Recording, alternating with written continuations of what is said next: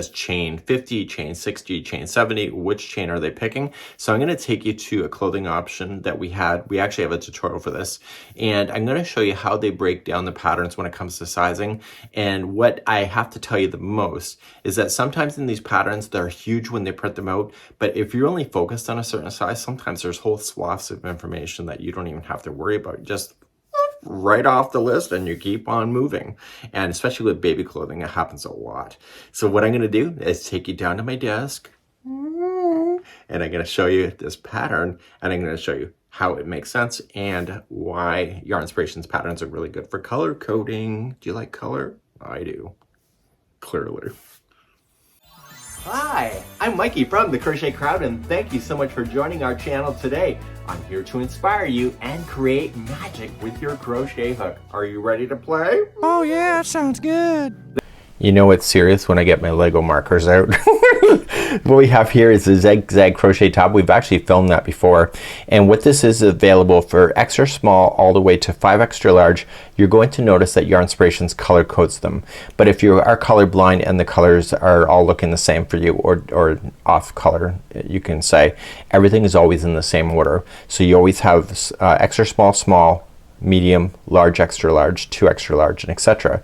So if you were trying to find the size that you were looking for here, if say for example I would probably be a 2 extra large knowing myself, and so if I would have to look at the 2 extra large and the finished bust size, the bust size probably for this particular example would not be me. Well, actually it probably is. Let's not get into that today. I've already got feelings going on. So what we have here is that all these kind of things show up in brackets. So let me just draw some brackets here. Let me figure out which side is the right side of my marker. So what we have is that you're going to have a number. Okay, that's the number sign. And then you are going to have a bracket. And then the bracket will then include medium, and then large, extra large, and then 2 extra large, 3 extra large, and then 4 and 5 extra large. Okay, it's just based on how these are working together. So you see that 2 and 3 are together. And so the brackets then will look like this. So you'll have one number, 2, 3, 4, and 5. So whenever you're looking at the brackets in the work, you're going to only pick one of those numbers. So let's determine that, and let's flip the page. I don't know why I'm laughing. Here we go. So let me read this statement for you. It says, the instructions are written for the smallest size. If changes are necessary for the larger sizes, the instructions will thus be in brackets. Numbers for each side are shown in the same color throughout the pattern, and also the same order I should indicate. And when only one number is given in black, it applies to all sizes. So let's determine that by sliding down on the pattern. So what we have here is in brackets. So which one are you going to choose? You can either color code if as long as you don't have a colorblind issue. And what you have here is that the first size here would then be the small size. The next size is then medium. Then we had the large and extra large, and then we had the 2 to 3x, and then we had the biggest size, so up to 5XL. So they're in the same order that what you always have. Now where I screw up in patterns like this is that what I do is that I go ahead anyway, even though it's color coded, I will say, okay, I'm going to do the 2 extra large, and I will go ahead in the pattern and I will circle every time there's a 2 extra large piece of information for me to be able to review. So that's what I would do if I were you. So going ahead, I just look at it where it is in the bracket, and then I circle it, because I've known to do this for myself and actually not paying attention to it. So these instructions can come to you in the sense that it will say chain a certain amount. So you're going to chain the number that matches the size that you want, and then you continue along. In the first round, it's going to say chain 3, 1 double crochet in each. Do you notice that there's no brackets for that? So that means that every one of the sizes is the same information, and at the end of it, it's giving you the number of stitch counts that you have. So you will look for the number that matches the size. So for my size, it would be 118. So round number 2, Do you notice that there is no brackets at all? That means that all the instructions for every size is exactly the same. So whenever things change, that's when it gets interesting.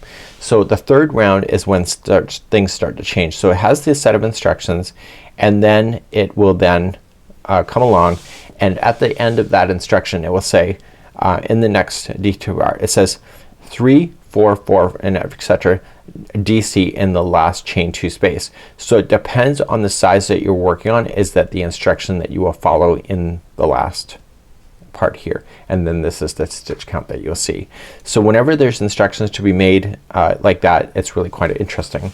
Now going further on in the pattern, it says repeat the 17th to 20 rounds, and you'll notice 0, 0, 0. So for the first 3 sizes you don't have to repeat at all, but for the next size, which is my size, I'll have to repeat that set of instruction one more time, and then the largest size, it has to be twice more. So what you're doing is that you're just deciphering the pattern itself, and you will notice as you're doing these kind of things is that the smaller sizes, because they get done a lot quicker, the instructions will then have the repeat of 0. So therefore you'll find yourself getting faster and faster. And I know what you're saying to yourself, or might be like, I'm a bigger person and it obviously takes more yarn in order to cover my body. So when you're looking at from a perspective like what we had in the very beginning here, you'll notice that this is the number of balls for the size that you're working on. And so as you get larger, you obviously have more circumference in order to fulfill, right, in order to cover that. So in yarn, that kind of stuff has to be taken into account. It's not like you going to Walmart, I'm just using that store as an example, and then you look at the rack and then all the sizes are $19.99, and maybe sometimes they charge more for the larger sizes, which is very possible because I've seen that happen. But in yarn, because of every yard matters, it does factor into the final cost when you're actually making stuff like this. Now when you have diagram work, the schematics that you will find, it's also the same information. So you will see that the neck opening is depending on the size. Again, you can assume that the smallest size is the small, so mine would be 9 3/4 for the distance across. The neck going, or sorry, the going down, mine would be 11.5, and etc. So you see that there's a lot of information provided on these things to cover all the sizes, and it prevents them from having to write these patterns in multiple different sizes, because it can all be provided on one particular sheet just like this. And so it really does save the idea from a lot of work from having to write how many designs? 5 designs for this, when all of it is just here on this one piece of paper, and you just pick and choose the information that you're looking at. So hopefully that makes sense.